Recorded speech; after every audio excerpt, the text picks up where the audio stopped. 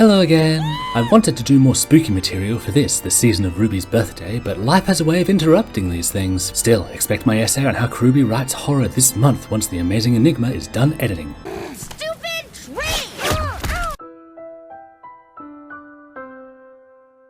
Till then, please welcome LuluSoBlue as our guest editor, and thanks Sir Adamus for beta reading. And of course, as always, thank you to my wonderful patrons for making these episodes possible. Links below. Now, RWBY's official Twitter posted a lovely set of colour-themed character images for the main team discussing what the colour of their respective auras represent about them. As one has come to expect, there were the usual bad takes, especially from people who refused to acknowledge what belladonna means and the like. As this was part of a meme regarding aura colours and what traits are associated with which colours, these bad takes are even more moot than usual because Blake's aura is purple and Weiss's is blue and always have been. But there was an even bigger stink raised by the zero reading comprehension crowd by one of Yang's traits being listed as intelligence. After all, she's buxom, blonde and a brawler. She's not allowed to have a brain! I cannot emphasize enough how I am not exaggerating how utterly sexist and stupid these takes are. So, it's time for a chronological clap back to remind everyone that Xiao Long is smart as hell and always has been.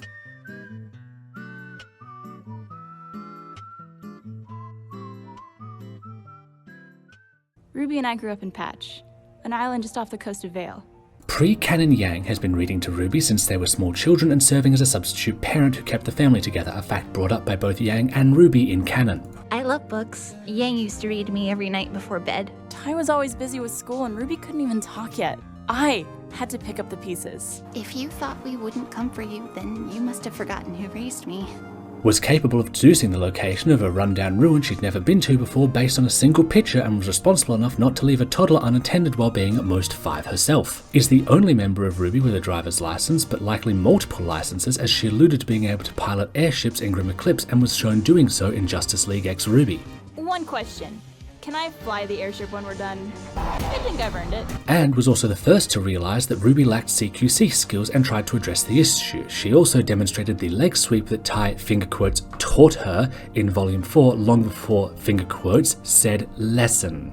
What's more, Yang conceived of, designed and built Ember Celica, a shifting weapon every bit as, if not more complicated than Crescent Rose, a weapon that can be disguised as harmless bracelets when not in use, allowing for stealth and ensuring she can always be armed and ready, as well as making them easily one of the most compact designed weapons we've seen. Ember Celica also enhances Yang's fighting style rather than having her build a fighting style around her weapon. This means that Yang's combat style can work independently of Ember Celica, which is not true for everyone, and their design means she can't easily be disarmed. All students at Signal forge their own weapons. To say that Yang's engineering skills are anything other than brilliant is absurd. The yellow trailer opens with the quote, "Scathing eyes ask that we be symmetrical, one-sided and easily processed, yet every misshapen spark's unseen beauty is greater than its would-be judgment." Which, yes, foreshadows the loss of her arm, but is also saying that Yang isn't to be judged just based on her appearance, and there's more going on below the surface, which is also a theme of her trailer song, I Burn, with lyrics like... Or in other words, don't judge a book by its cover. If someone thinks Yang is simple, they are the problem and very much the type of person this quote is referring to. Yang also tracked down an information broker and he seemed surprised she could identify him by name, suggesting solid detective skills. Yang baited Junior into a trap and took him out of the fight for a time, a stunt that prompted the civilians to get out before the fight actually started, and then proceeded to undermine her foe's numerical advantage with a shockwave. Yang prioritised the long-distance gunner the moment he became a threat, isolated the Malachite twins and removed the easiest target so she could give all her focus to the more challenging one without distraction.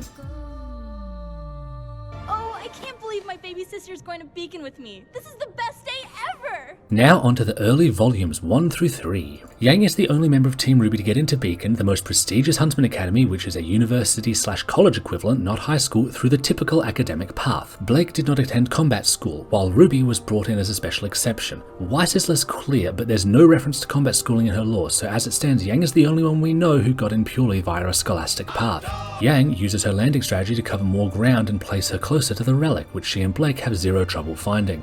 What's more, Yang was the one who disabled the Nevermore, making her the only one to really damage it, and deduced RWBY's plan simply by looking.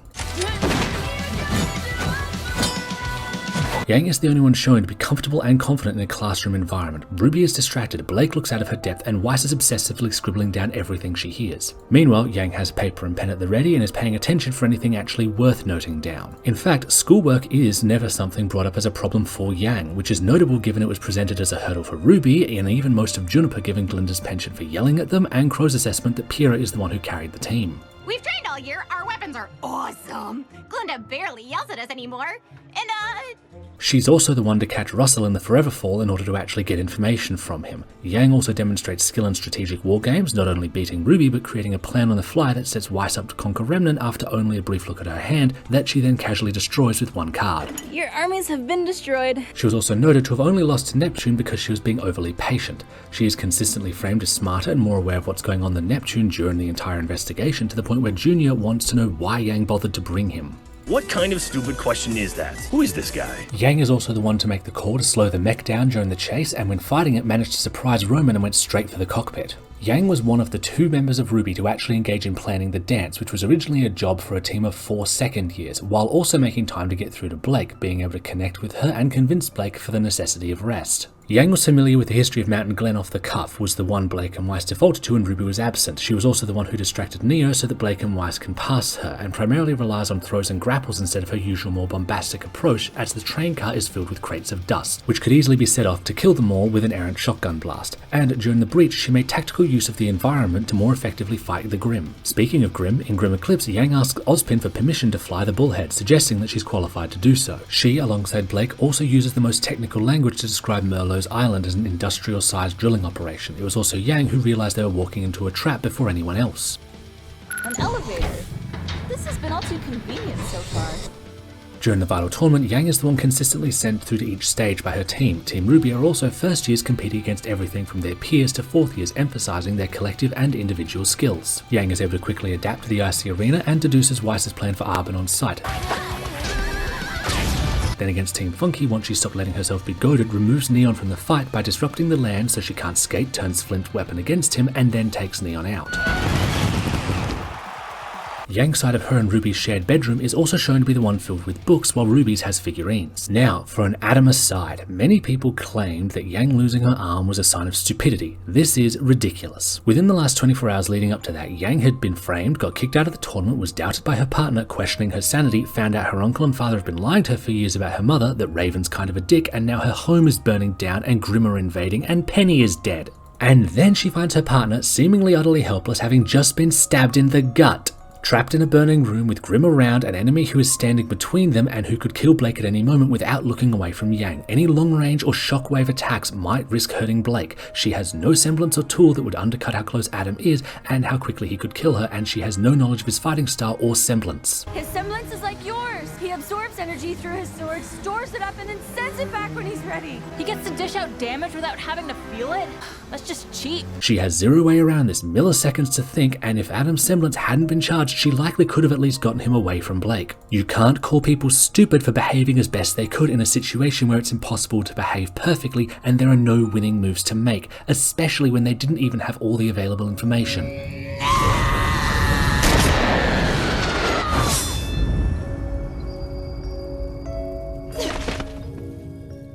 Whew.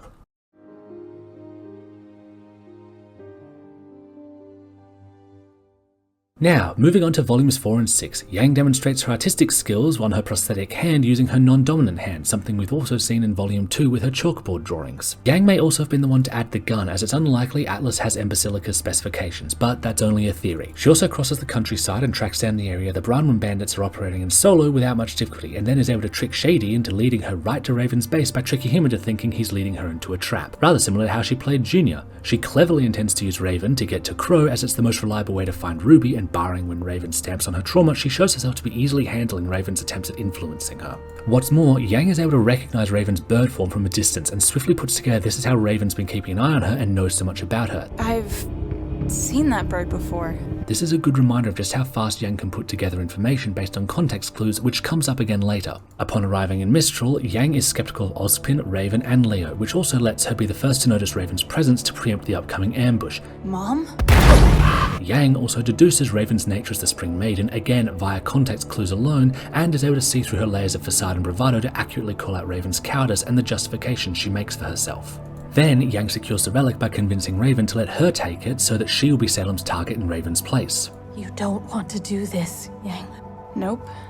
But I'm gonna do it anyway. Plus, during the communication tower mission, the second she hears the tower didn't go down, Yang takes off in search of Blake and was evidently able to track Blake and Adam's duel through the forest while moving at incredibly high speeds. She also saw through Adam's attempt to manipulate, goad, and panic her. She also instantly adjusted her fighting style once she knew how his semblance worked and outmaneuvered him to devastating effect. Through context clues, we can also see that Yang recalled that in Volume 3, when not sure she could trust Yang, Blake emphasized eye contact, and so when Blake was distressed after the fight, ensured Blake was looking into her eyes when she assured her partner of the trust between them. I'm not gonna break my promise. I swear. I know you won't. Manta 5-1. Welcome home. Now, volumes 7 through 9. Gonna try and speed this up. So, Yang was the first to suggest ditching the ship, the first to approach the flaws in Ironwood's approach strategically. She consistently demonstrated how observant she is by keying into things like Ironwood's frayed state and Blake's discomfort with the mine and the mission to apprehend Robin. Yang was also the first to deduce Ironwood was lying about the state of the tower. You said in your speech that Amity Tower was ready to launch. You just said that. To lure out Watts. And she goads Elm into losing her temper and thus losing her grip on Blake, as well as undermining her semblance by disrupting the ground. In Volume 8, despite Jean being a team leader, Fiona and even the other rescue team members are defaulting more to Yang than him. Yang is also the first to realize the Grimm is using Oscar strategically. Wait! It's using Oscar as a shield! After their pursuit of Oscar, Yang is able to repair her broken hoverbike within hours. This is an experimental vehicle she'd never seen before that day, and they were stranded in a tundra using scrap for parts. If anyone cares, I found a part to fix the bike. As with Ambasilica, Yang's engineering skills are next level. Yang also works very deliberately to keep the Oscar rescue team's spirits high, which serves to keep everyone on task and lessen the threat of discovery via Grimm. Yang was also the one who suggested using the vaults as a basis for the doorways to Vacuo. Wherever they are, they're not part of Remnant. Only accessible if you know the right way in. Seems like a safe enough place for thousands of refugees. It was Yang who realized Sender's grandiose speech was a distraction, and she was observant enough to pick up on the disguised Neo's incoming attack. Once they're in the Ever After, Yang engaged in a discussion on literary interpretation with Blake regarding The Girl Who Fell Through the World and Alex, showing she didn't just take things as written but reflected and critically analysed the story she read even from when she was a young child. Alex didn't know their customs and ended up starting a war among the townsfolk. Trouble followed her everywhere she went. Well, yeah, but she was kind of a mean person, right? She lied and cheated her way through most of the book. She's also the one to highlight that Jean is merely speculating about how the tree works, not that he has actual evidence. What happened to Louis then? Jean said... Jean wasn't there. The cat wasn't even there. And moving beyond the series' core canon, Yang was listed in the manga promotional material as the most thoughtful member of Team RWBY. In Ice Queendom, it's Yang who gets the idea to change the dream so the team can progress after talking with Penny, which she runs by Professor Zidane to make into a workable strategy. First, regarding Yang's idea, it is indeed possible to change what happens in a dream.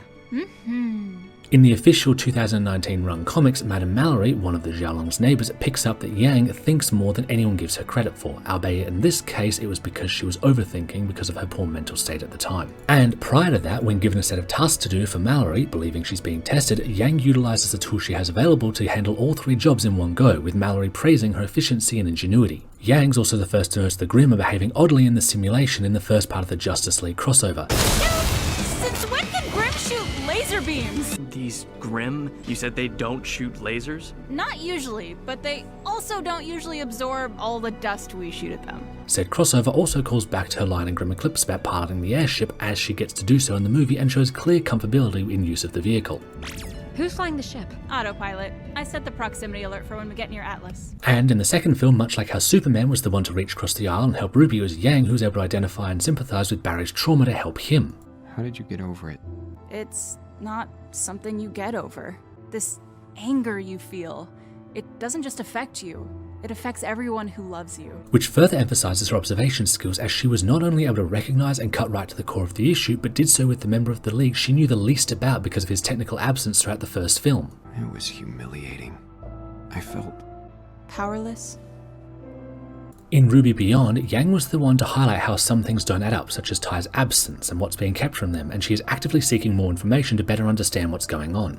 I know Crow said he's on assignment, but what's more important than here? Maybe we don't have the full picture. I don't know. Some things you just need to be there for. She also recognized the need to address what happened in the Ever After to better accommodate RWBY's needs. And finally, these were just the most obvious options. These were the things that were undeniable. These were the things that don't rely on interpretation or extrapolation, and they are everywhere, because Yang is smart as hell.